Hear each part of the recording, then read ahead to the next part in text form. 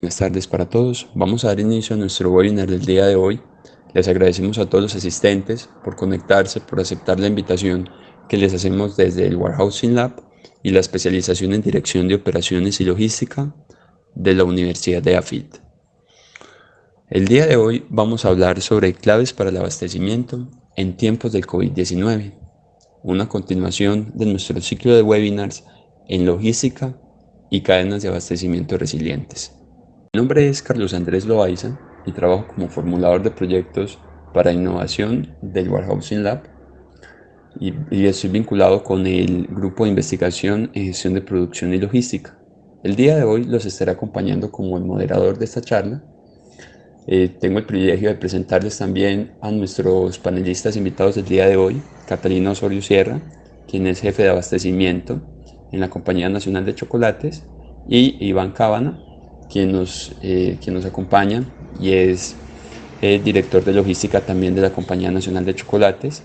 Antes de hablar un poco más del perfil de ellos, me gustaría darle la palabra a Iván para que les dé una bienvenida a nuestro webinar de hoy. Adelante, Iván. Claro que sí, muy buenas tardes para todos.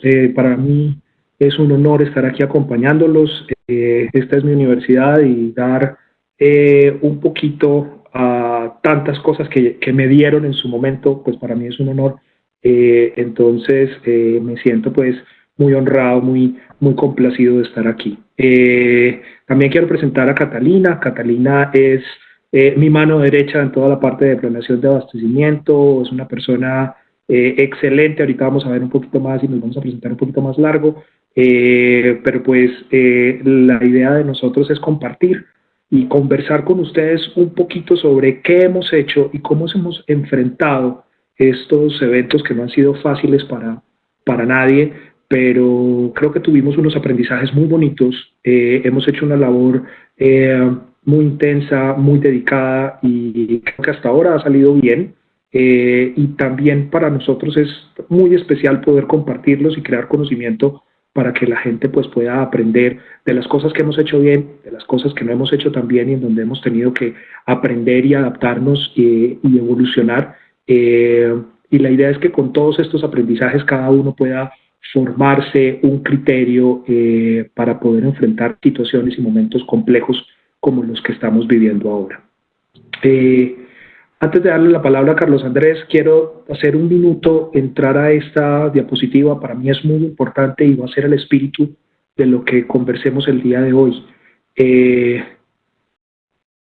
Muchas de las cosas que vamos a ver no se tratan de lo que nosotros teóricamente podemos hacer y hablar de fórmulas y hablar de cálculos matemáticos. Sí, hay mucho de eso, pero hay algo que es más importante y que está atrás y es cómo gestionamos la estrategia para enfrentar momentos difíciles. Y muchas veces esa estrategia se refiere a renunciar. ¿A qué cosas tenemos nosotros que enfocar en nuestro panorama y en nuestra visión para lograr cumplirlas a cabalidad y de la mejor manera posible? Y hay una frase muy potente que tiene Javier Fernández Aguado, que es el autor de este extracto que tienen aquí en su libro Claves de Management, y que es: la estrategia es como el ajedrez. Cuando más sabes jugar, menos jugadas puedes realizar. Es muy sabio. Cuando uno más sabe y cuando uno más cree que conoce el mercado y cuando uno cree que realmente es el dueño de ese mercado, realmente quedan pocas opciones. La maestría con la que uno escoja esas opciones es lo que refleja qué va a suceder en el futuro. Entonces, eso es lo que vamos a tratar de mostrar un poquito. Tratamos de decidir cómo nosotros aprendimos de esa estrategia y tratamos de hacer las cosas lo mejor posible. Carlos. Iván, muchísimas gracias por esta introducción y esta bienvenida. La verdad, también cuando estamos compartiendo la presentación, me pareció que era una frase y va completamente de acuerdo con todo el eje temático que hemos venido teniendo desde nuestro ciclo de webinar en logística y en cadenas de abastecimiento resilientes. Prosiguiendo entonces pues como con la presentación, ¿sí? Les agradecemos de nuevo. Ya tenemos más de 120 personas conectadas en nuestro webinar. Gracias por conectarse. por aceptar la invitación que les hacemos desde Ingeniería de Producción y desde el Warehousing Lab. Bueno, continuando entonces, tengo el placer de presentar a dos panelistas, ¿sí? Una es, comenzando primero con las damas, primero es Catalina Osorio Sierra. Ella es ingeniera industrial, especialista en economía, máster en dirección de logística, operaciones y supply chain management. Cata, te invito de pronto a que enciendas el micrófono y nos des un saludito de bienvenida para los usuarios. Claro que sí. Buenas tardes para todos. Un placer estar acá y poder compartir un poco, mucho de lo que esta contingencia nos ha dejado como negocio y los aprendizajes que tenemos para ustedes o futuras compañías que de pronto puedan estar interesadas. Entonces, un placer y ojalá les guste el espacio que construimos junto con la universidad. Muchas gracias, Catalina.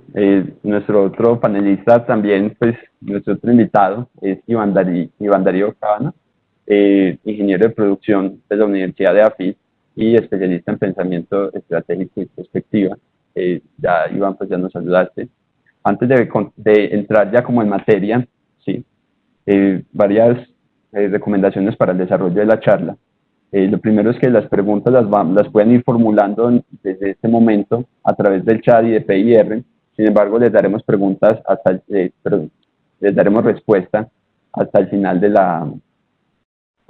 pues, de la presentación, ¿sí? Les agradecemos de nuevo a todos que se hayan conectado a nuestro webinar. Y no siendo más, Iván, te doy la palabra como presentador. Perfecto, muchas gracias, Carlos. Bueno, entonces entremos en materia.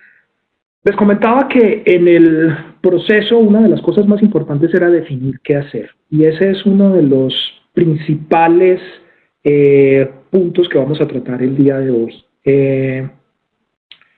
Decidir cuáles son las acciones futuras en corto tiempo es un arte. Aquí no hay una ecuación que nos pueda llevar específicamente a determinar exactamente que las acciones que vamos a tomar son las correctas, pero sí tenemos unos principios de operación que tenemos que definir desde el primer momento para garantizar que lo que vamos a construir de ahí en adelante está alineado con lo que somos como compañía, como personas y como profesionales, de manera que estemos siempre coherentes con nuestra esencia y con la labor que está prestando nuestra compañía al entorno. Entonces, por eso era muy relevante esa frase que acabábamos de mirar. La estrategia es decidir. Algunas veces hay que renunciar, algunas veces hay que enfocarse en algunas cosas, y ese es precisamente el espíritu de lo que se realizó y lo que empezó a trabajar desde ese momento. ¿Cuáles fueron entonces los principios de operación? Como ustedes saben, Compañía Nacional de Chocolates es una empresa del grupo Nutresa, y como parte del grupo se definieron unos lineamientos que iban a ser la estructura, la columna vertebral de todas las decisiones que se iban a tomar de ahí en adelante. Esos son 5 principios muy importantes que desde el primer momento, incluso desde antes de empezar todo el tema de emergencia, ya habíamos esbozado. Todavía no los teníamos todos claros porque no sabíamos para dónde íbamos, pero sí habían algunos que eran lo más importante y que teníamos que garantizar. El primero de ellos era, primero, las personas y el cuidado de nuestra gente. Hace más o menos ya casi 3 meses, vamos a finales, ya vamos a empezar junio, nosotros tuvimos una reunión, casi 4 meses, tuvimos una reunión en donde se presentaron todas las partes de mercadeo, los esquemas de mercadeo y en general la estrategia corporativa que íbamos a seguir como Compañía Nacional de Chocolates para los próximos años, especialmente y enfocados en el año 2020. En esa reunión, el fantasma de una enfermedad posible que estaba siendo cocinada en China existía y todavía teníamos muchas dudas de qué sucedía. Yo recuerdo que yo estaba en la mesa con el presidente de la compañía y una de las discusiones era, ¿pero qué hacer? ¿Creemos en lo que nos está entregando China o no creemos en la información que nos está entregando China? ¿Qué podemos nosotros esperar? ¿Cómo como sociedad nos vamos a trabajar? Y recuerdo las palabras que en ese momento Juan Fernando Castañeda, que es el presidente de la Compañía Nacional de Chocolates, me conversó en esa mesa, y es, Sea lo que sea, lo primero que tenemos que garantizar es que nosotros tenemos a nuestra gente cuidada. Y ese es el primer principio, y se hizo incluso antes de la emergencia. Primero las personas y el cuidado de nuestra gente. Y con eso en mente empezamos a trabajar y ver, ok, ¿qué tenemos que hacer entonces para garantizar que sea lo que sea que está pasando allá, cuando eso llegue, nosotros vamos a estar preparados? Y empezamos a trabajar ciertas medidas. En ese entonces no sabíamos nada y lo primero que se nos ocurrió es decir, miren, la mercancía que está llegando de China, necesitamos evaluar qué vamos a hacer con eso, cómo vamos a recibirlas, cuánto tiempo está en el barco, y empezamos a preguntar cosas, siempre pensando en qué pasa si eso llega acá y cómo vamos a garantizar que ese cuidado de la gente se va a dar. Y no porque fuéramos nosotros, sino porque además teníamos una responsabilidad. Somos una empresa de alimentos y como empresa de alimentos tenemos que garantizar que todo lo que distribuimos esté en perfectas condiciones. Entonces, nuestra gente tiene que estar bien, pero aquello que estamos entregando al mercado también tiene que estar bien. Y si tenemos materias primas de China, tenemos que garantizar que eso esté bien. Eso se configuró en ese momento y seguimos trabajando. Y el segundo punto fue, miren, más allá de todo lo que pensemos, ignoremos, creamos o supongamos, hay una cosa que es vital y es, hay dos organismos a los cuales tenemos que creer porque son los que nos van a dar todos los lineamientos. Entonces, aquello que los gobiernos nos estén recomendando, nos estén guiando que debemos seguir para poder garantizar que tenemos una operación confiable, eso tenemos que seguir. Siempre como Grupo Nutresa nosotros tenemos una claridad en que seguimos las normas y las leyes en aquellos mercados en donde operamos, pero con más razón en un momento de emergencia tenemos que cerrar filas. Entonces, el acatamiento a las normas y a los lineamientos del gobierno no ha tenido cuestión. Cada vez que ellos nos sugieren o nos piden hacer algo, nosotros lo trabajamos con entusiasmo. Acatamos los lineamientos de los entes de salud. Eso es vital. Desde el principio seguimos todas las recomendaciones de la Organización Mundial de la Salud para garantizar que cualquier cosa o cualquier medida que tomáramos no tenía efectos colaterales en nuestra gente. Nosotros no tenemos por qué ser expertos ni lo pretendemos ser en términos de salud, así que si hay organismos competentes que están capacitados y hacen permanente investigación, nosotros tenemos que seguir esos lineamientos. Si las personas están bien, si el gobierno nos está recomendando y estamos siguiendo sus lineamientos, y si estamos siguiendo las recomendaciones de los organismos y las entidades de salud que nos rigen, ya tenemos una base clara. Nuestra gente está cuidada. Ahora tenemos que ayudar y tenemos que garantizar que nuestro rol en la sociedad sea el adecuado. Entonces, necesitamos garantizar el suministro de alimentos.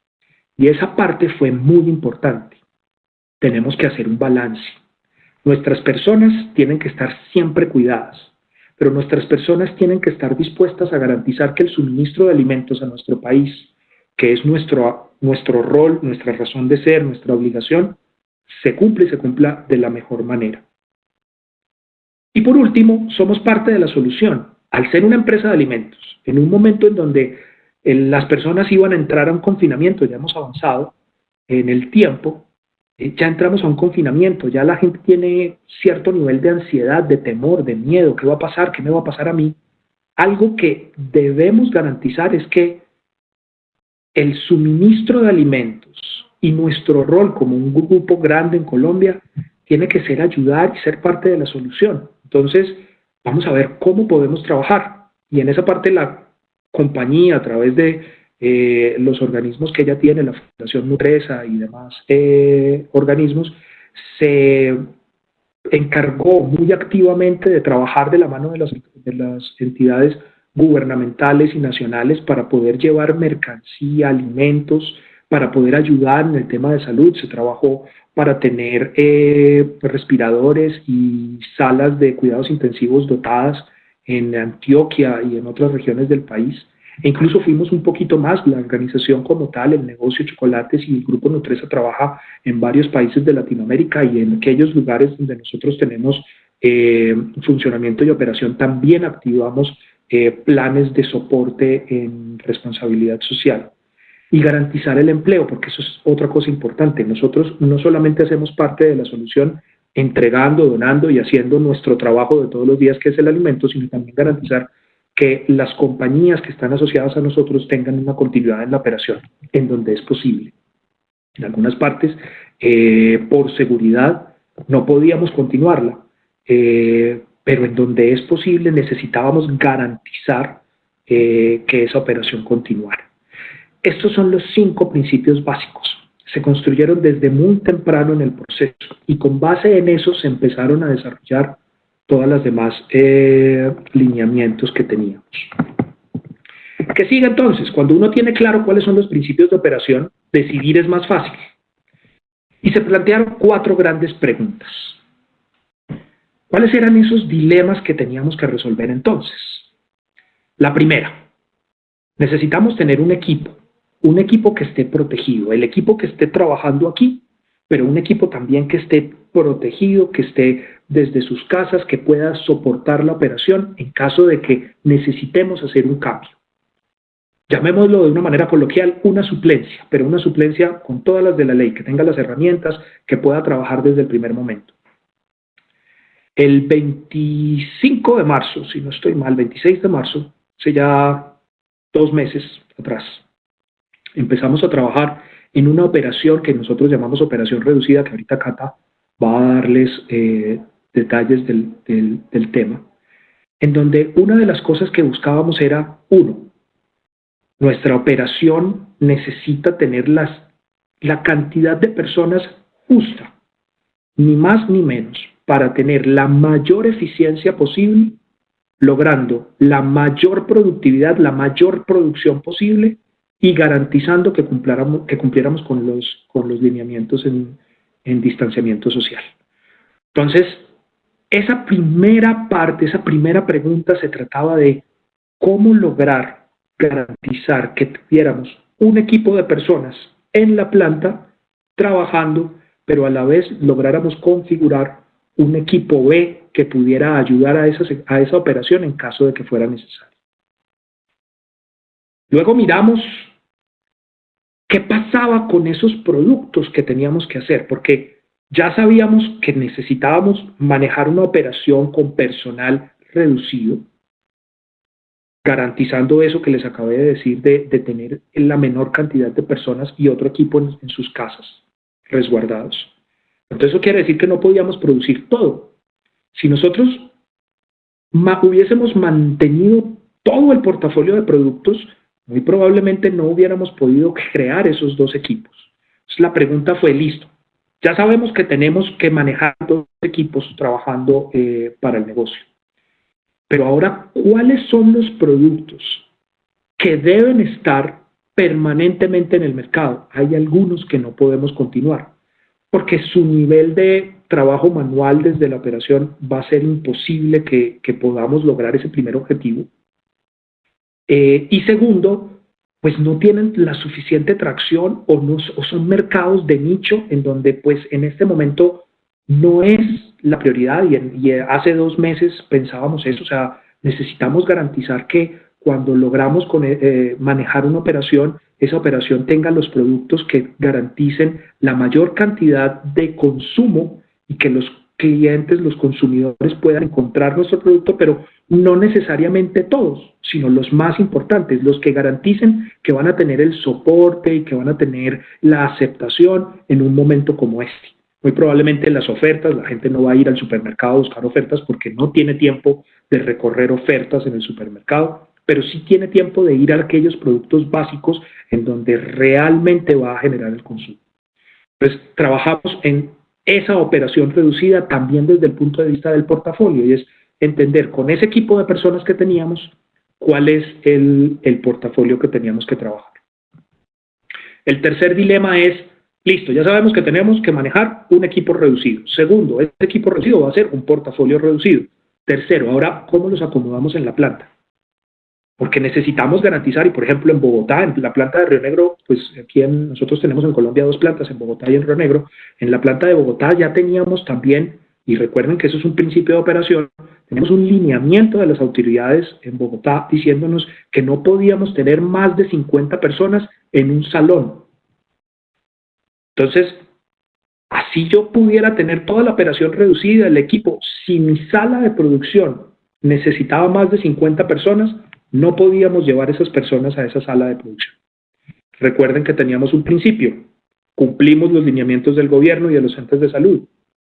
Eso ya estaba dado, había que cumplirlo. Entonces nos tocó reorganizar las plantas y las máquinas y dónde se hacían aquellas operaciones manuales para colocar separaciones físicas de manera que no hubiesen esas 50 personas en una misma sala. Mover mesas, mover máquinas, de forma que pudiéramos reorganizar toda esa estructura. En Río Negro también hicimos un trabajo similar, en donde evaluamos cuáles eran las operaciones con mayor cantidad de movimientos manuales para tratar de eliminarlas y garantizar que en su mayoría tuviéramos procesos más automatizados. Las personas fueron reasignadas o estuvieron en el equipo protegido que estaba en el plan B. Hasta ahí, otro punto muy importante era ser parte de la solución, había que proteger el empleo. Entonces, decir que parábamos una operación no significaba que tenía que salir personas, significaba que esas personas entraban en un equipo de suplencia o de soporte.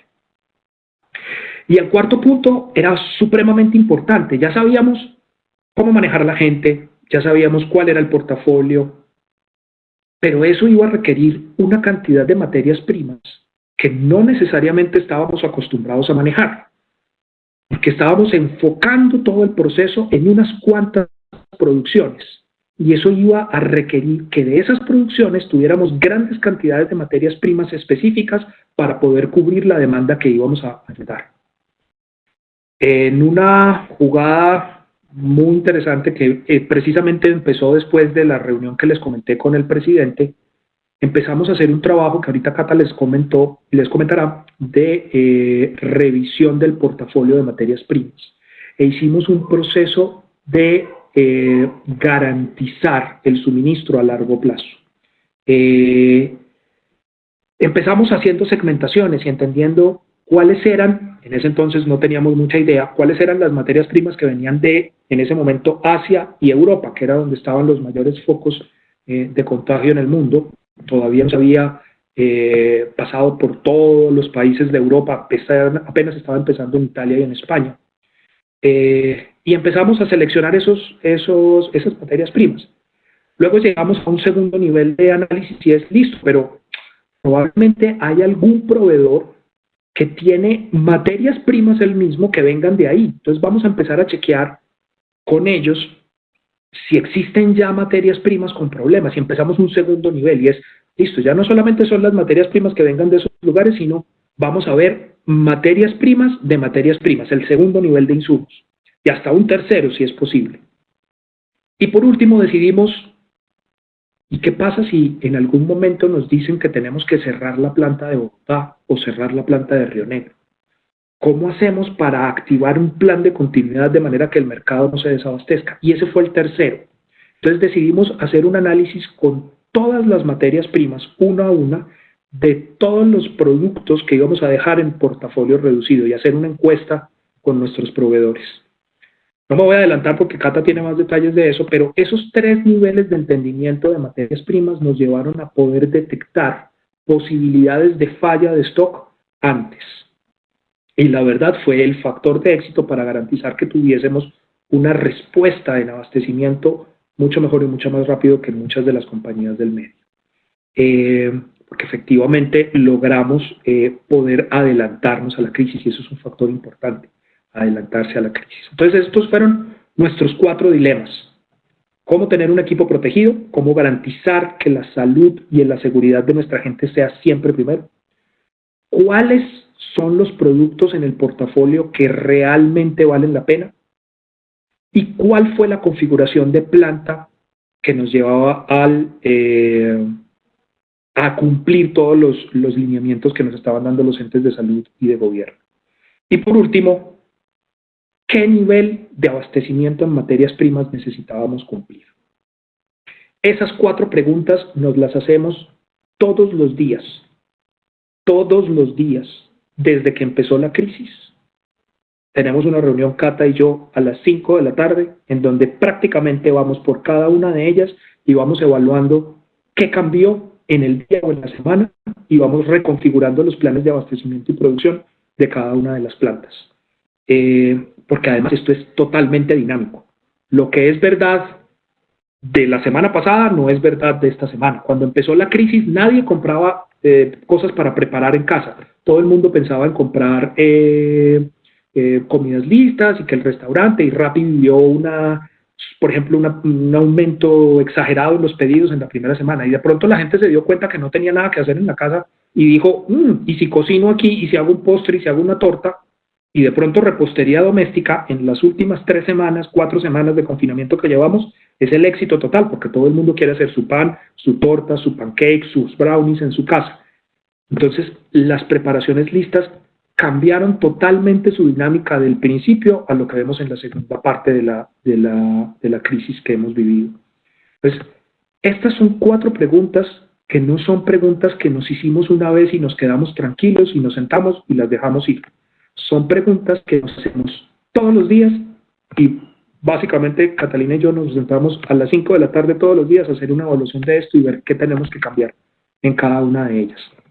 Porque nos cambia y la configuración de lo que pensamos, no, ya la configuración de planta está perfecta, ya no necesitamos nada, y resulta que nos damos cuenta que hay una nueva línea de negocios que empezó a repuntar.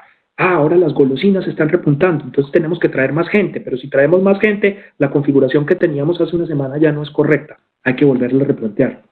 Todos los días a las 5 de la tarde hacemos layout, hacemos análisis de abastecimiento, miramos cómo estamos en inventarios de materias primas y de producto terminado, y miramos cómo está la demanda futuro y los perfiles de demanda de ventas reales, porque no es perfil de demanda sino de ventas reales que estamos viendo en cada una de nuestras referencias.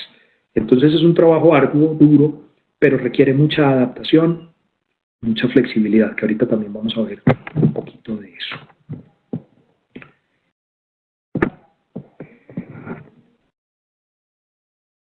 ¿Cuáles son los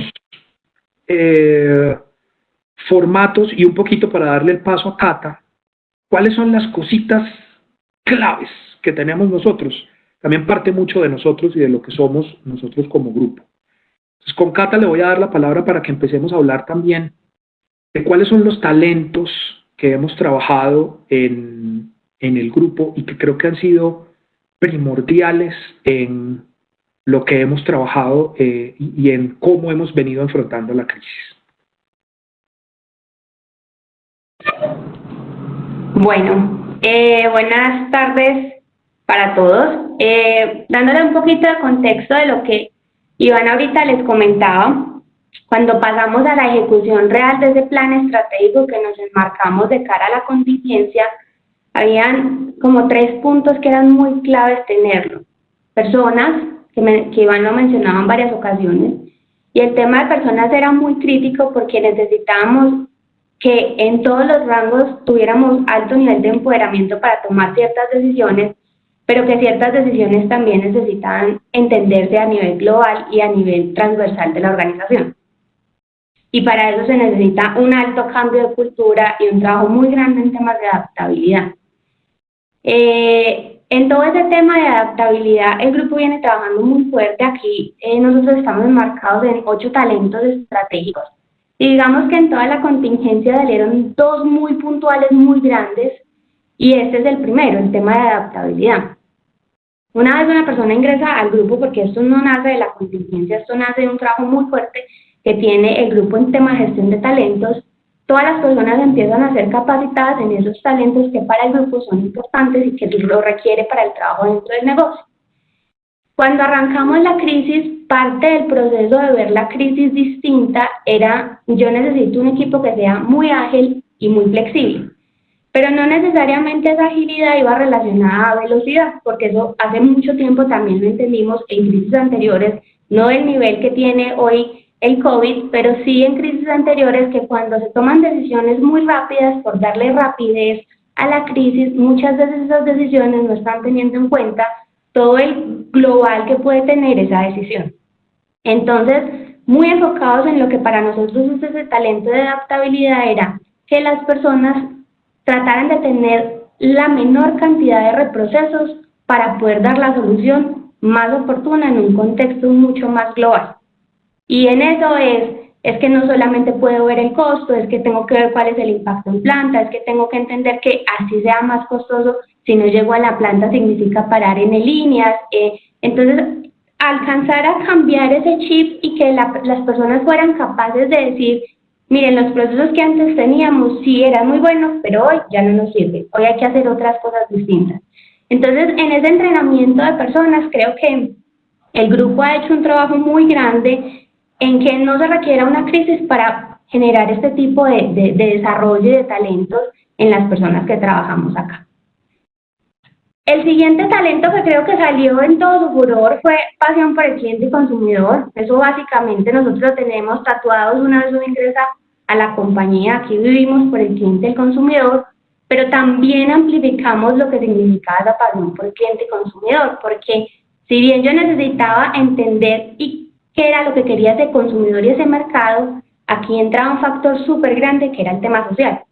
Entonces ya no solamente era un consumidor que iba y compraba nuestros productos, sino que empezaron a ingresar todo el tema de donaciones, acuerdos con el gobierno, acuerdos con otras organizaciones privadas que querían hacer donaciones a través de nosotros, y nosotros cómo lográbamos atender esos productos. Entonces todo el tema de pasión por ese cliente y consumidor y tratar de llegar a ese cliente y consumidor en el momento ideal, porque de nada me servía tener una donación hoy para que yo la fuera a entregar dentro de 2 meses cuando ya la crisis hubiera disminuido.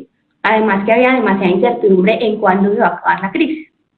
Entonces necesitábamos efectuar cambios muy grandes para poder atender esas necesidades. El segundo punto que necesitábamos revisar muy rápidamente en toda la ejecución era procesos. Y no me voy a detener a hablar mucho de qué procesos cambiaron. En realidad casi todos nuestros procesos de planeación cambiaron.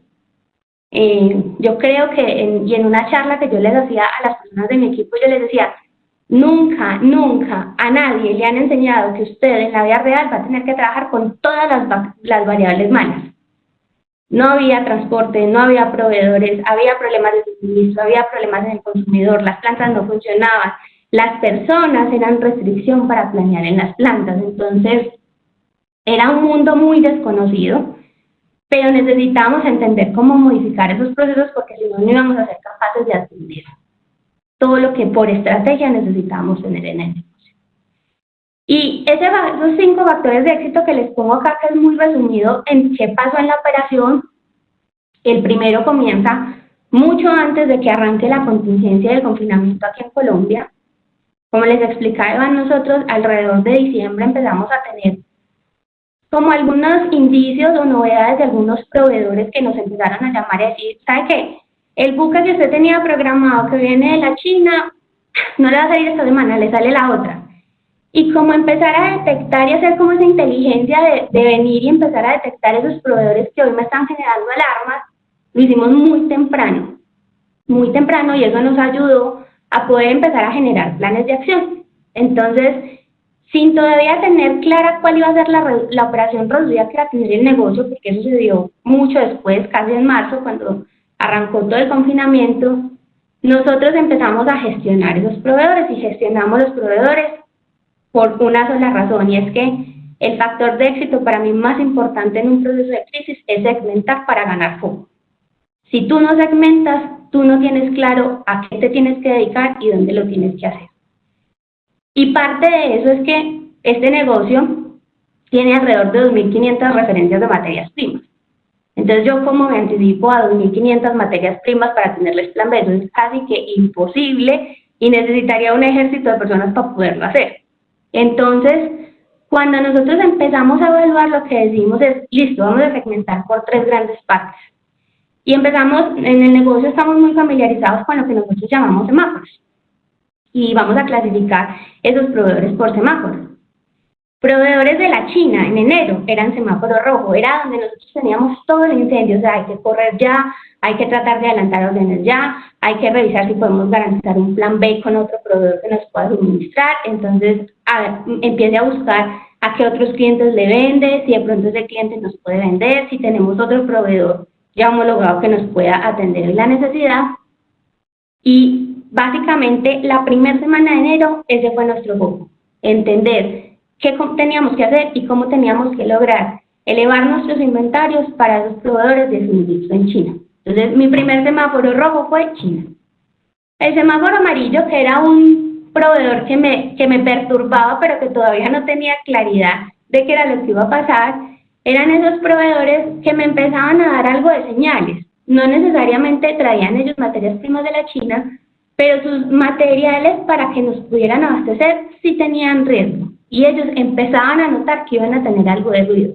Pero todavía ni me habían dicho que no me iban a cumplir, ni me decían adelante sus órdenes, sino simplemente una señal de hay algo que puede pasar. Entonces ese fue mi semáforo amarillo. Y ese fue el siguiente plan al que debíamos de atacar. Y el tercer plan es que el grupo tiene como política tener un plan de contingencia de negocio. Yo hago parte y soy la líder del proceso de contingencia en abastecimiento. Y nosotros tenemos un portafolio definido para ese plan de contingencia. Ese plan de contingencia es un plan estudiado en donde se define cuál es el portafolio foco del negocio y estratégico, y para ese portafolio hay una explosión de insumos que dice, mire, de estos insumos usted nunca debe de tener, nunca le deben de faltar porque los debe de tener en plan. Y ese fue el semáforo verde. No es grave, pero si se pone crítica la situación, por acá es por donde nos van a empezar a decir que subamos de inventario, entonces hagamos el ejercicio completo. Entonces tenía una persona absolutamente enfocada en el rojo. Vaya, llame, un equipo interdisciplinario, no éramos solamente en planeación, era un equipo interdisciplinario en donde participaban no solamente los negociadores, sino también las personas técnicas que nos decían, puede homologar, no puede homologar, lo puede hacer así, y si le metemos este otro poquito puede cambiarle algo, pero le funciona. Perdón. Entonces, ese segundo punto era muy importante que estuviera muy focalizado y esa persona estaba de entero metida en ese proceso. El semáforo amarillo, digamos que empezamos a verificar cómo lo podíamos mover, y lo que hicimos es levante inventarios desde ya porque la señal está ya dada y trate de que el proveedor sea capaz de entregarle ya y anticipar sus pedidos desde ya. Y adelantamos pedidos, construimos inventarios en algunos, y en aquellos que el proveedor ya tenía alarma directa, se volvieron amarillos a rojo. Y finalmente, los proveedores del plan estratégico eran mi semáforo verde, estaba tranquila, pero necesitaba empezar a activarlos y a llenarme de inventario. Así empezó todo. ¿El semáforo se quedó quieto? No. Como les digo, todas las semanas se movía. Entonces, digamos que en enero estuvo súper focalizado en China, pero en febrero arranca toda la crisis en Europa, entonces tenemos una gran cantidad de portafolios que vienen de Europa y muchos proveedores empezaron a cerrar súbitamente, o sea, ni siquiera había tiempo de, venga, entrégueme un poquito más, no, pero ya nosotros habíamos hecho todo ese recorrido. Entonces empezamos a tener mucha más información y una vez entra Europa empezamos a mover ese semáforo para darle foco a las personas de homologación. El foco es absolutamente necesario. Las personas técnicas no son capaces de atender tantas novedades al mismo tiempo. Eso es como ir a urgencias y pretender que todo lo atiendan de una. Ellos van sacando por pedazos lo urgente, y que el equipo de planeación sea capaz de darle ese margen de maniobra a los equipos de planeación, técnicos y de compras y negociadores para saber qué activan primero, fue fundamental. Eso me lleva al punto 2 de factores de éxito. Mis proveedores críticos empezaron a mostrarse ahí y necesitábamos claramente identificar dónde podíamos tener problemas. Pero aquí hubo un punto adicional. Nuestras materias primas core del negocio no necesariamente son importadas, hay algunas locales. Y cuando la crisis arrancó ya muy fuerte en Europa, que empezamos a tener ya muchos más indicios de que en Colombia en algún instante iba a llegar, también empezamos a modificar ciertos comportamientos con proveedores locales en donde en una relación muy estratégica y de colaboración empezamos a darles visuales mucho más largas en donde ellos pudieran entender también cuáles iban a ser nuestros comportamientos o por lo menos los estimados y a asumir riesgos con ellos. Y de riesgos me refiero a, miren, yo creo que esto puede empeorar y yo me voy a traer esta materia prima. Si esta materia prima me la traigo, se me va a vencer. Si usted no me la compra, listo, ¿lo asumimos o no lo asumimos? Y con eso planteamos N escenarios posibles para construir cuál era la mejor decisión para el negocio. Llegó marzo y apenas llega marzo, tenemos desde toda el comité de presidencia una definición de operación reducida. Y esto fue un ejercicio para mí muy ganador. Este negocio es un negocio de golosinas en donde el core es tener un portafolio de innovación absolutamente alto. Y nosotros pasamos de tener más o menos un portafolio entre 400 y 450 referencias de línea de producto terminado a tener alrededor de 120 activas. Y eso era una renuncia muy grande para los equipos comerciales. Sobre todo equipos comerciales en los que están muy acostumbrados a que la venta se hace a partir de eso, de un portafolio, de un mix de portafolio muy grueso y muy grande. Entonces, creo que esa reducción, que realmente la operación reducida muy fuerte estuvo durante casi 3 semanas, nos permitió recuperar inventarios, darle fuerza a los canales que estaban vendiendo. Cadenas fue un canal que se sobreejecutó de una manera absurda, porque todas las cadenas estaban trabajando, mientras que nuestro otro negocio grande, que es el tradicional y la tienda, pues no estaba vendiendo a los mismos ritmos que vendía normalmente, y el negocio cambió, o sea, hasta cómo llegar al cliente era diferente. Y tener ese portafolio reducido permitió eso, porque le permitió dar foco a esas referencias y le permitió a la planta también entender cuál era el negocio limpio que tenía que mantener. Entonces, creo que eso también es un tema de cultura. Acá es absolutamente transparente toda la información entre todas las áreas y es, mire, esto es lo que hay y con esto es lo que tenemos que tratar de garantizar la operación. Y todos los equipos de producción hicieron un trabajo absolutamente grande de cómo lograr que líneas que antes no nos servían para ese tipo de productos se lograran convertir en líneas que sí podían hacer esos productos. En un tiempo récord logramos adaptar toda una planta de Bogotá para poder, o sea, nosotros tenemos casi 8 líneas en Bogotá y las 8 líneas las dedicamos a hacer casi que un solo tipo de producto. Y era un cambio absoluto hasta cómo trabajaban los operarios. Los operarios no conocían todas las líneas y de repente le cambiamos todas las líneas a los operarios. Y creo que eso fue lo más ganador de todo ese proceso, porque permitió que como la información era tan fluida todo el tiempo y todo el tiempo cambiaba, pues todo el mundo trabajara con la misma información y supieran que, de nuevo, en un tema de adaptabilidad, o todos nos montamos en el bus o simplemente no podíamos navegar en la crisis. Entonces, esa operación reducida nosotros la definimos cuál era el portafolio, nos sentamos con los equipos comerciales y les dijimos, mire, esta es nuestra propuesta. Cada equipo comercial nos dijo, mire, esta me parece que es muy crítica por este y este cliente. Entonces, se entraban a revisar y se negociaron ciertas referencias. De ahí salimos con un portafolio de 120 SKUs activas. Y digamos que finalizando abril, después de la Semana Santa, el mercado cambió y las cuarentenas se fueron extendiendo. Y a medida que fueron extendiendo las cuarentenas, nosotros también empezamos a identificar unos picos. La gente cuando activaban las cuarentenas otra vez les daba miedo y volvían a activar todo el portafolio.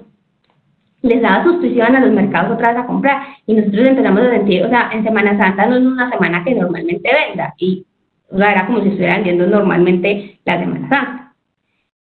Pero también nos dimos cuenta que algunas categorías empezaban por ellas solas, solamente por ellas a reducir. Entonces dijimos, no, listo. Si la misma categoría se está contrayendo y necesitamos ya activarla para que empiece a vender, vamos a activarla ya de acuerdo a lo que el mercado nos está dando y no solamente a lo que la operación producida nos está dando. Y partimos del negocio. Esas categorías que nos estaban generando alto impacto de ocupación porque las ventas estaban muy altas, porque el volumen era distinto, porque las donaciones también entraban a unos niveles muy altos, seguían con portafolio reducido. Y aquellas referencias que ya no, que el mismo mercado las estaba contrayendo, decidimos activarlas y empezar a trabajar así las líneas. Entonces, de nuevo, ¿era estático el modelo? No, todos los días lo cambiábamos, todos los días monitoreábamos muy detalladamente la venta, qué estaba pasando. y de ahí empezábamos a generar planes de acción. Una vez pasamos ya a la tercera extensión de cuarentena, entonces ya la planta está más estabilizada, los pedidos de las donaciones empiezan a disminuir y digamos que el mercado también empieza a estabilizarse porque las personas también empiezan a entender que no porque hoy extiendan la cuarentena se va a acabar el mercado de que encuentran en el éxito. Entonces también la demanda se empieza a estabilizar y empezamos nuevamente a activar cierto portafolio porque ya las líneas eran capaces de soportarlo sin tener que tener tanta cantidad de personas. Entonces, ese me lleva a mi cuarto y quinto punto y es, hay un monitoreo permanente en la operación. Como les dice Iván, nosotros todos los días tenemos que revisar qué cambió, si hay alguna novedad en planta, si necesitamos cambiar la configuración de la planta e inclusive la configuración de los buffers que hoy tenemos, de todos los materiales que hoy tenemos activos. Y porque si vamos a activar referencias nuevas, pues las personas que compran insumos no pueden dejar de verlas y otra vez aparecerlas porque básicamente no van a tener con qué. Entonces también ser capaces de darle esa proyección al negocio. Y por último, cómo retornamos a esa normalidad que no es normalidad porque aún seguimos sin estar normales, pero cómo evaluamos ese retorno paulatinamente de lo que tiene que suceder. Entonces, básicamente por proceso, esos son como los 5 factores grandes que nosotros hicimos y cómo interveníamos en todo el proceso. Que fue muy importante en este proceso, hubo renuncias grandes. Entonces, indicadores. No, hay indicadores poco. Necesitábamos monitorear el nivel de agotados de los clientes. ¿Pero era el mismo nivel de agotados que teníamos antes? No, era distinto. Pero también tener un grupo de alimentos tan grande nos permitía entender cómo nosotros podíamos estar monitoreándonos con lo que otras empresas de alimentos estaban pasando, que eran prácticamente nuestros hermanos del grupo. Y así también íbamos detectando si estaba bien o no estaba bien, pues porque es muy difícil uno en plena contingencia saber qué cosas están funcionando bien y qué cosas no están funcionando tan bien. Entonces, eso también nos ayudó. Entonces, hay indicadores, rotación de producto, no es foco. ¿Es de revisar todos los días? Sí. ¿Es de saber en dónde tenemos puesto, como dicen todos los huevos, puestos? Sí. Ahí es muy importante saber dónde los vamos a poner. Pero no es nuestro foco garantizar que los indicadores se cumplan. Es nuestro foco garantizar que este país tenga abastecimiento y que esta organización tenga cómo atenderlo de acuerdo a unos parámetros que se definieron por estrategia. Y que adicional las personas que trabajan para nosotros sean personas que están cuidadas. Entonces los indicadores sí son importantes, pero no entraron a ser puntos decisivos de nosotros. Y por último también era cómo le damos manejo a todas las personas que hoy están teletrabajando, pero que necesitamos que sigan soportando la operación. Entonces, todos los equipos administrativos pasaron a trabajar desde casa, pero fue un soporte gigante para esos procesos que continuaban en trabajos muy grandes. Entonces, los equipos de planeación, que es donde yo trabajo, básicamente nuestro trabajo se triplicó porque hay que hacer un monitoreo gigante de la operación, pero estábamos en casa, teníamos mucho más tiempo disponible, éramos capaces de sacar mucha más información, nos volvimos mucho más productivos en reuniones porque sabíamos cuál era la urgencia y todos estábamos enfocados en cuál era la necesidad del negocio. Eso en temas de proceso. Y el último punto dentro de toda la ejecución es que nosotros, eso suena muy lindo cuando uno le dice a un planeador, ay, qué rico uno tener todo eso que acaba de decir de proceso, pero el planeador se está matando porque no tiene ningún sistema que lo ayude a ver todo eso que hoy está funcionando y que está pasando.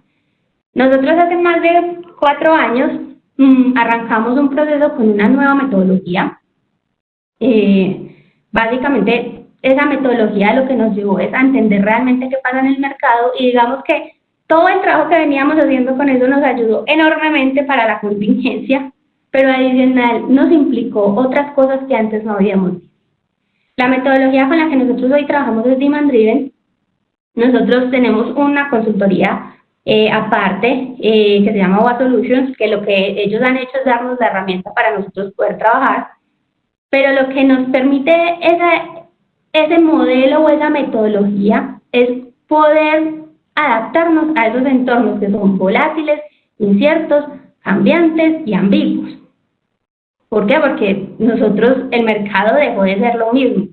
Y el mercado dejó de ser lo mismo no solo por la contingencia del COVID, el mercado dejó de ser lo mismo cuando entraron todos los hard discount y cuando entraron formatos que nos exigían llegar a los clientes diferentes y de forma mucho más rápida. Es una metodología que requiere estudiar, que requiere aprender, pero más allá de eso, lo que nos permite la metodología como tal es que cada planeador sea capaz, a través de semáforos, de identificar cuál es la urgencia, en qué se tienen que enfocar y qué es su prioridad, para que sus tiempos sean mucho, mucho más eficaces. Entonces, un planeador que normalmente tiene un portafolio de 800 referencias a revisar, no revisa las 800 todos los días, revisa 20, revisa 30, pero todos los días le está dando la vuelta y logra tener eso. Entonces, por acá se viene en el chat que están preguntando qué es VICA. VICA son entornos volátiles, inciertos, cambiantes y ambiguos, que es básicamente a lo que hoy nos estamos enfrentando pues en el mercado. Adicional a eso, ¿qué permitió también la herramienta? La herramienta nos permitía, desde hace mucho tiempo, adaptar el modelo real del negocio a lo que realmente pasa. Porque hay modelos muy rígidos y hay herramientas muy rígidas que a veces son muy difíciles de administrar. Y lo que la herramienta también es que yo necesito ver ese inventario en este punto, es que yo necesito tener el buffer en este punto. Entonces, yo todos los días que hago con los planeadores nos sentamos a revisar qué parámetros hay que cambiar.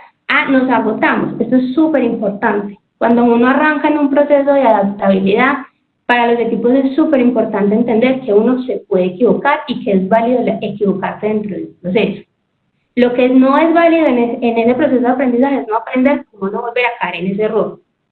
Entonces, lo que sí logramos con los equipos es, listo, el buffer no me está funcionando porque yo antes tenía 30 días y eso pasó a tener 10, como nos pasó con las mezclas. Entonces hay que cambiar los buffers y hay que modificarlos y hay que actualizarlos y hay que correr porque si los actualizo ya mismo me va a decir que tengo que tener más harina, que tengo que tener más azúcar, que tengo que tener más empaque. Pero al menos eran con datos muy, muy certeros y dejamos de tener ese número tan estratégico que a veces es tan arriba a números muy palpables, que eran muy fáciles de tomar decisiones, que eran muy fáciles de yo voy a comprar ya porque se necesita activar, y los mismos ser capaces de tomar la decisión a tiempo, de ni siquiera tener que esperar que alguien más se los apruebe, sino ellos mismos como planeadores tomar la decisión de qué comprar y cómo lo comprar. Entonces, para terminar y ya dejando espacio al espacio de preguntas,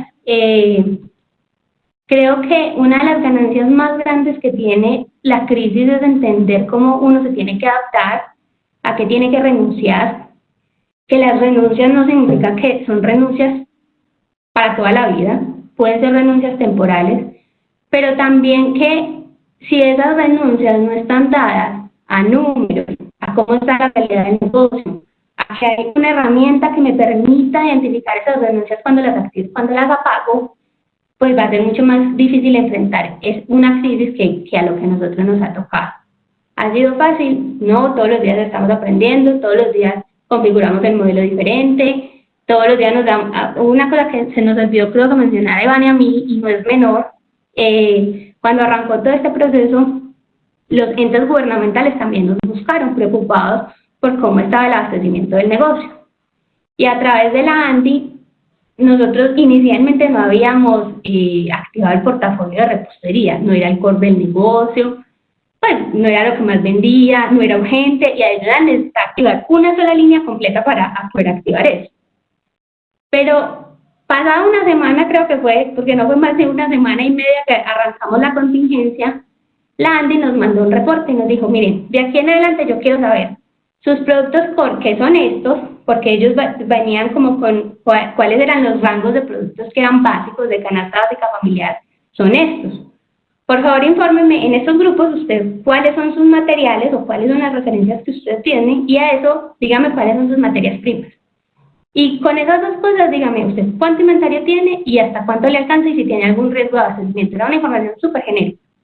Pero ustedes no se imaginan lo que para nosotros fue ese input de la ANDI. Con ese input de la ANDI a la semana y media de haber inactivado el portafolio de premezclas lo volvimos a activar porque además eran portafolios para el gobierno. Entonces, si el gobierno lo tiene, lo está pidiendo y ellos ya lo analizaron, pues de nuevo, hay que hacerle caso a las entidades gubernamentales y hacerle caso no solamente en lo que significaba la crisis sanitaria, sino también en esa lectura del mercado que ellos estaban haciendo.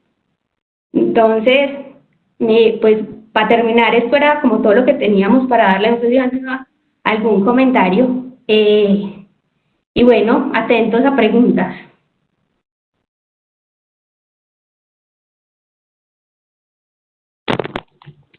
Catalina, Iván, muchísimas gracias por esta exposición tan completa sobre las estrategias que se han venido realizando desde el grupo, no solamente desde la parte estratégica o desde la parte operativa, sino también cómo se bajó esta estrategia y esta gestión de riesgo para poder mantener el negocio y mantener el abastecimiento, ¿cierto? Y cómo lo bajaron pues para poder a sus operaciones de producción y abastecimiento. Parece que ha sido un ejercicio bastante interactivo y bastante enriquecedor pues para todos los asistentes. Tenemos bastantes preguntas, como iniciamos un poco tarde, nos vamos a extender un poquito más en el webinar. Igual pues todo el contenido está quedando grabado, entonces más adelante las personas lo pueden consultar. Bueno, pues aquí veo ya varias preguntas, ¿cierto? Voy a arrancar como en el orden en el que se fueron formulando. Esta pregunta se me hace que es mucho más para ti, Cata, y es, ¿ustedes analizaron riesgos de proveedores, también de proveedores de proveedores? ¿Hasta qué nivel ahondaron? ¿Sí? Ya Iván de pronto nos había contado un poco de que revisaron cómo era el aprovisionamiento de esos proveedores, ¿sí? Para poder mantener no solamente su materia prima, sino también la materia prima de ellos. Entonces, ¿cómo fue de pronto ese análisis y identificar esos riesgos en los proveedores de sus proveedores? Mira, en un inicio arrancamos, porque también hay que ser muy sincero, arrancamos con que quiero saber todo, hasta la cadena, y básicamente es imposible mantener. Y también hace parte de la labor del proveedor y de la relación estratégica que ganes con él en el tiempo. Entonces, cuando empezamos a sentir que nosotros literal estamos muy metidos en lo que el proveedor realmente necesitaba trabajar y hacer, lo que hicimos más bien es que dentro de ciertas reuniones que necesitábamos que el proveedor estuviera enterado, lo incluíamos, para que él fuera capaz de decirnos, mire, es que adicional a la tinta que yo tengo, esa tinta tiene un, no sé, aceite que también viene de no sé dónde y eso nos puede afectar. Y lo íbamos haciendo por excepción. Y el mismo proveedor nos fue dando como esa información.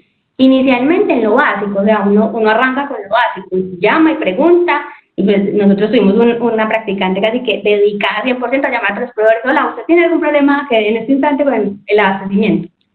Porque había que lograr que sacar o ganar cierta información que de pronto para el proveedor no era tan obvio. Pero claro, cuando uno llama y empieza a preguntar, el comercial que hace va y pregunta a su abastecedor de negocio y entonces también se empezaban a generar esas conversiones. Entonces, inicialmente la primera pregunta era, ¿usted tiene algún problema? Sí, ¿en qué? Y ahí sí empezábamos a andar. No tengo ningún problema, listo, proveedor chequeado y seguimos. Entonces, así hacíamos pues como toda la revisión de proveedores.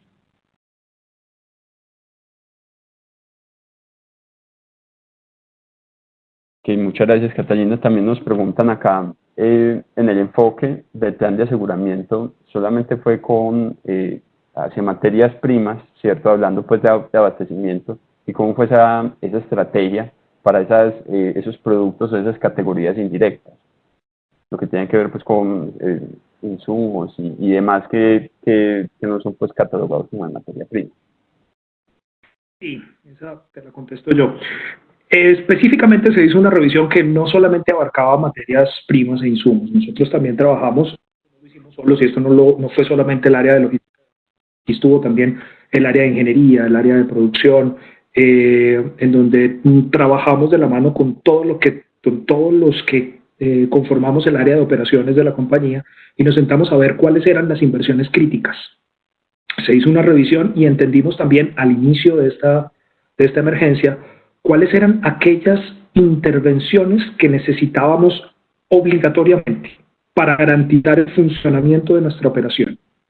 Y en esas inversiones mantuvimos todo el proceso y garantizamos que esa inversión de capital siguiera y fluyera.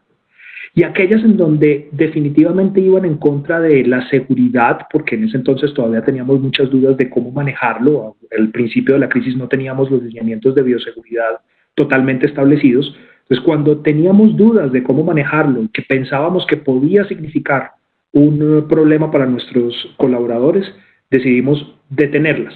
No cancelarlas, porque muchas de ellas ya habían tenido un proceso de evaluación, eran importantes, necesitábamos garantizar que en algún momento fluyeran, pero no era el momento. Y el momento es importante, porque el momento garantiza que no solamente es lo que estás haciendo de forma correcta, sino que lo estás haciendo de manera oportuna. Y en esa parte de oportunidad no estaba bien. Entonces, en esas decidimos ponerle una pausa y hace ya unas semanas empezamos a reactivar todas esas inversiones de capital para garantizar que funcionaran. Igual algunas categorías indirectas, por ejemplo, personalmente estuve haciendo análisis en algunas bodegas que queríamos extender y queríamos hacer modificaciones en sus estanterías.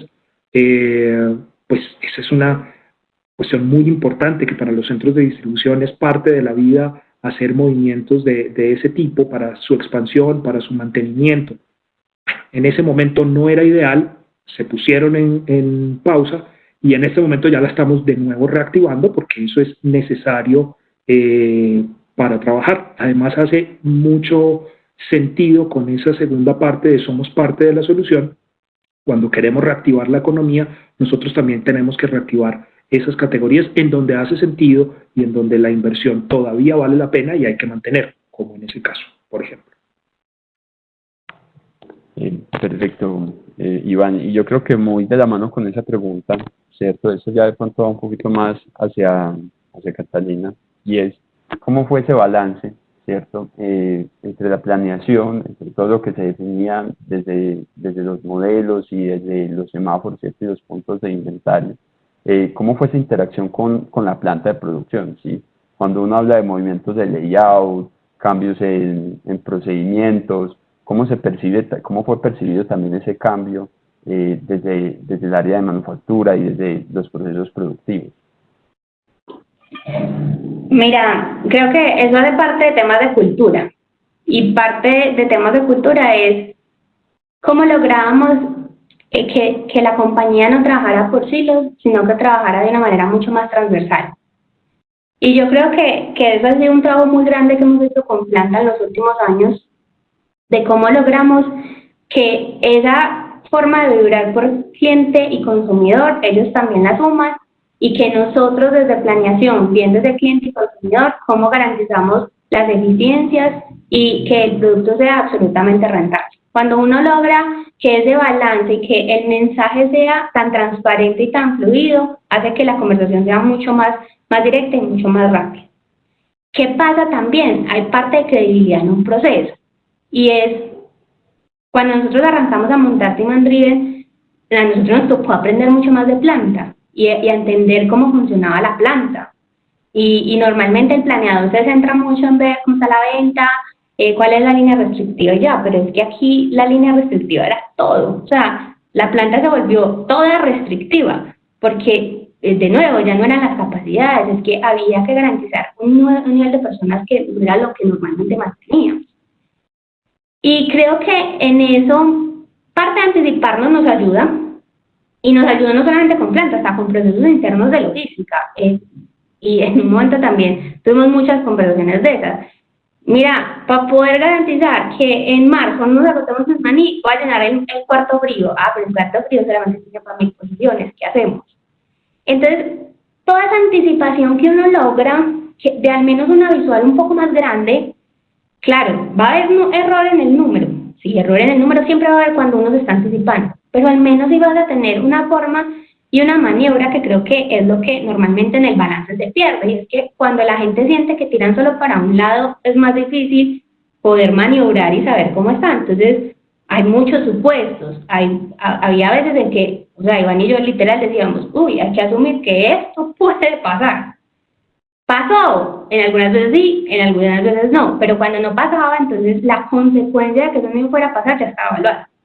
Entonces hay que activar otra línea, entonces hay que activar otro portafolio, porque la gente ya está, o sea, la gente no la podemos quitar, la gente ya está. Entonces íbamos también activando así las cosas, y creo que ese es el balance. ¿Perfecto? No. Habrá momentos en los que la planta diga, A mí me cambian el plan todos los días, eso me cambia todo, y sí, el plan cambia todos los días, pero eso también hace la metodología.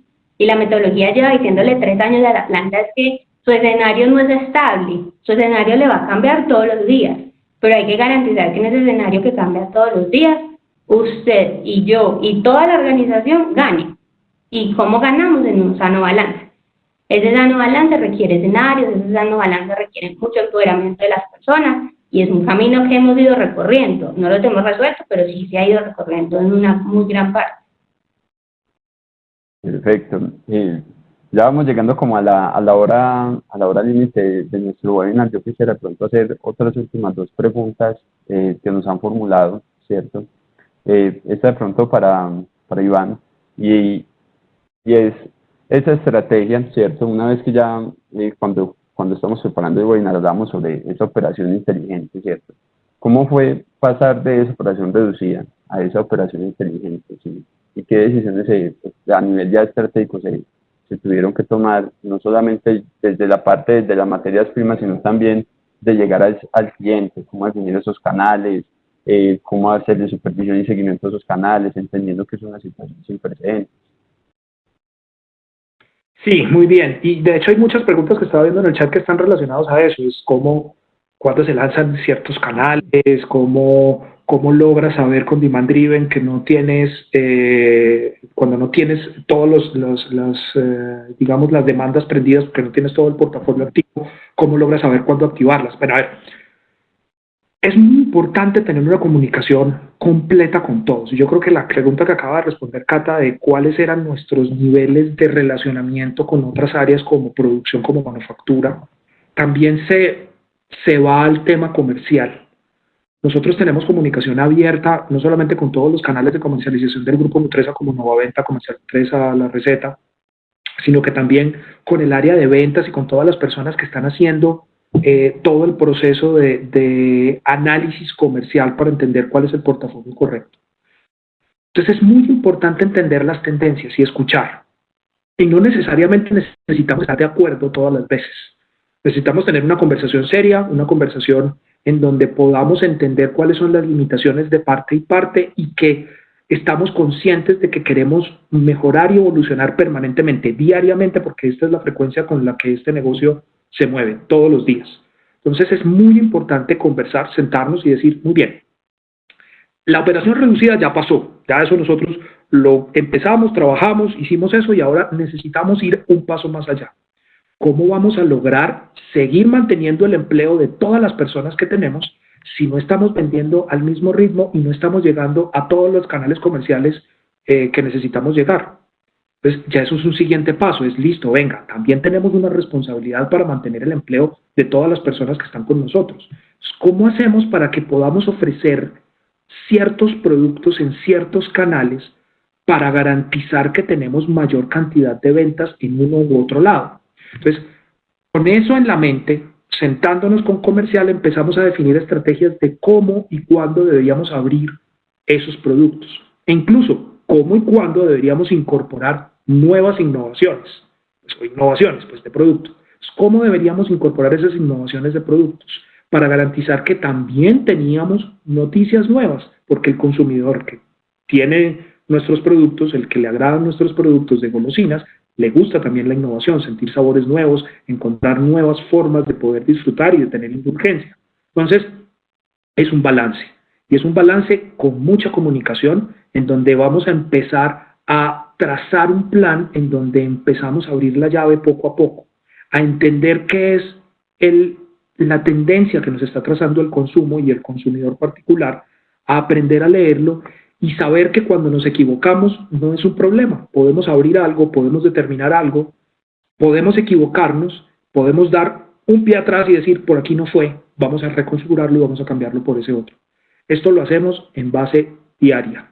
Tenemos que tener comunicación permanente con estos entes comerciales, pues con nuestros amigos comerciales, que nos ayuden y que nos den también visibilidad, porque nosotros desde el lado de logística no la podemos tener todas.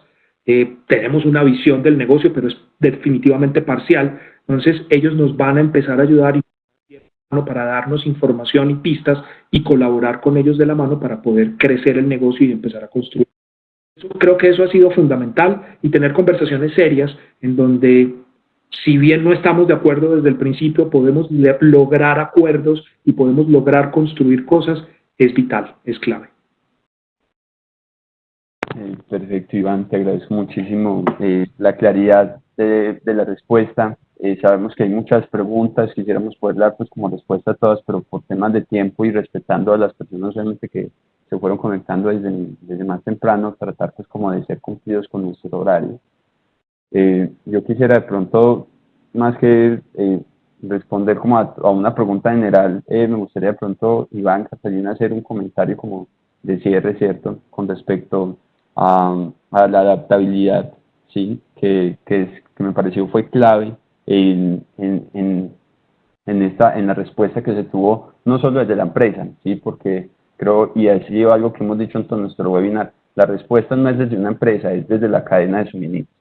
Entonces, en temas de adaptabilidad, sí, seguramente muchas personas y empresas tienen en ese momento la duda, bueno, ¿y cómo puedo entonces transformar o en qué tengo que enfocarme, sí, para poder organizar mi abastecimiento en estos momentos en los que hay una alta incertidumbre, sí? De pronto, ¿qué comentarios podrían hacer como con respecto ya a ese tema en general? Iván desde la parte estratégica, Cata también desde la parte ya desde planeación y la parte más táctica. Yo tenía un jefe hace muchos años que decía que cuando en el estómago uno sentía una incomodidad, era el lugar correcto para poder empezar a sentirnos retados. La adaptabilidad empieza con un reto, la adaptabilidad empieza con una incomodidad, y es la actitud que tomamos frente a ese reto y a esa incomodidad la que hace la diferencia. Cuando nosotros tomamos un reto que parece en un principio infranqueable y nosotros lo tomamos con una actitud positiva, tratando de encontrar la mejor manera que podemos responder y teniendo mente abierta para cambiar esa respuesta, porque nadie nos asegura que esa respuesta en primera instancia sea la correcta, nosotros vamos a enfrentar un dilema de adaptabilidad de la manera adecuada. Yo creo que el sentirse retado es un punto que las organizaciones necesitan adoptar siempre. Los ambientes cambian. Ese término de VICA que mencionó Cata ahorita, de un mercado volátil, incierto, complejo y ambiguo, necesita, es el común ahora. Y como organizaciones, como país, necesitamos afrontarlo, pero afrontarlo no es con temor, afrontarlo es sentarnos y con una actitud positiva evaluar cuáles son las mejores maneras que tenemos para responder a la crisis. Eso no quiere decir que eso sea positivo, que tengamos todas las respuestas, incluso nadie nos garantiza que vayamos a salir bien de ese reto que tenemos al frente, pero por lo menos vamos a tener la tranquilidad mental, primero, de que estamos respondiendo con lo mejor de nosotros, segundo, que no traicionamos nuestros principios, que es lo fundamental, y tercero, que estamos preparándonos para ser más fuertes y resilientes en un mundo que así lo está exigiendo.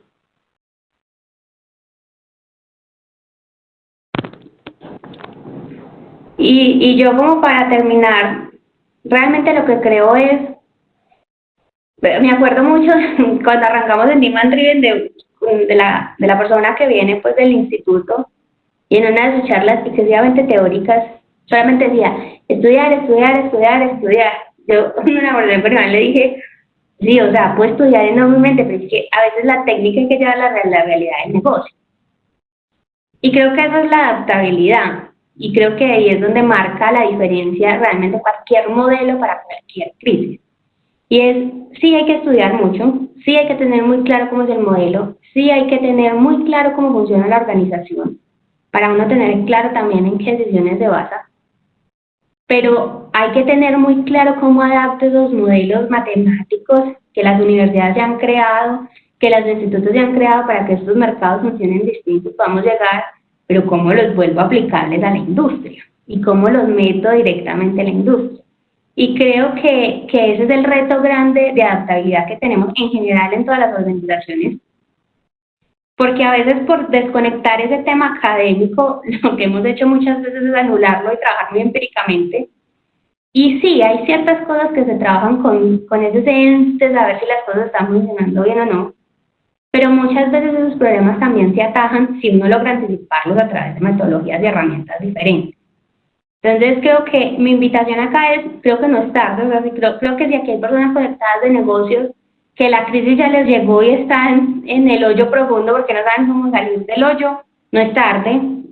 Creo que un paso súper importante es hoy, en el momento en el que está la organización, cómo soy capaz de anticiparme 3 días, 4 días, una semana, 2 semanas, 6 meses, qué dicha si llegué a los 6 meses.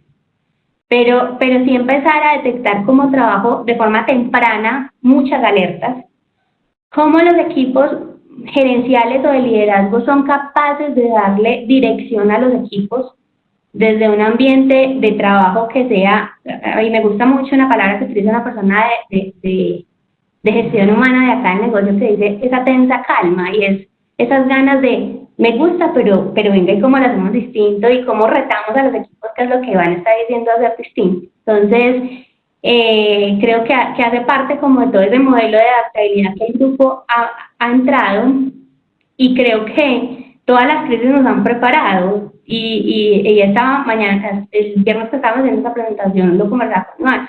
Muchas de las cosas que estamos implementando fue porque salieron a raíz del paro de hace 3 años, que fue gigante, o del proveedor que hace 20 años no me entregó y entonces yo aprendí cómo tenía que solucionar esos problemas. Entonces, capitalizar esos errores como errores de verdadero aprendizaje y no de juicio hacia los equipos, creo que es una de las cosas que más nos han ayudado a ganar en este proceso de crisis. Perfecto, Catalina, Iván, de nuevo muchísimas gracias por este espacio, por aceptar nuestra invitación. La verdad creo que fue una charla bastante enriquecedora para todos los asistentes. Les agradecemos muchísimo a todos por haber aceptado nuestra invitación, por haberse quedado después de habernos alargado casi otros 10 minutos más. Sin embargo, habían muchísimas preguntas, ¿cierto? Y el tema pues es muy amplio, ¿sí? Hablar de cadena de abastecimiento y más en estos momentos de alta incertidumbre es bastante extenso, bastante complejo, porque depende mucho del contexto de las organizaciones. Sin embargo, es importante también recibir esas claves y esos tips que han venido haciendo algunas empresas, donde han implementado estrategias que funcionan para que se puedan implementar en otras empresas de diferentes sectores, ¿sí? Los invitamos entonces a nuestros próximos eventos. Este es un ciclo de webinars que venimos organizando en temas de logística y cadenas de abastecimiento resilientes, ¿sí? Nuestro próximo webinar es el próximo jueves, 4 de junio, va a ser sobre tecnología y conectividad para el almacenamiento de clase mundial, ¿sí? Vamos a hablar un poco sobre pues, cuáles son esas tendencias en la automatización y el impacto que tienen las operaciones de almacenamiento. Los invitamos pues para que se registren. También estamos haciendo una encuesta en este momento desde el grupo de investigación para identificar esos retos que van a afrontar las empresas en la post-cuarentena, ¿sí? No es solamente, y creo que todos nuestros panelistas, no solamente Catalina y Iván lo han dicho, sino también los panelistas que hemos traído en webinars anteriores, han hablado de que lo importante también no solamente es cómo afronto la crisis inmediata, sino también cómo me preparo para lo que viene después. Cómo recojo todo ese aprendizaje y lo pongo y lo utilizo de manera proactiva. ¿Sí? Entonces aquí está la encuesta, los invitamos a que las diligencias también. Finalmente, aquí están los contactos para la especialización, Sergio, que es el coordinador, Franci, y Luz Marina, nuestras asesoras comerciales. Estos eventos todos que hemos venido organizando se han organizado también desde la especialización, hemos tenido diferentes invitados, profesores, docentes, alumnos de la especialización. Los invitamos pues también a que si tienen alguna duda sobre la especialización lo puedan consultar. No siendo más, les agradecemos a todos, principalmente a Catalina y a Iván. Muchísimas gracias por haber aceptado nuestra invitación. De nuevo, no me voy a cansar de decir que ha sido un espacio muy enriquecedor para todos. Les agradecemos pues muchísimo a todos por haber asistido a nuestro evento. Esperamos poder contar con su participación en los eventos siguientes. Feliz tarde para todos. Muchas gracias. Muchas gracias, que estén muy bien. Hasta luego. Hasta luego, gracias.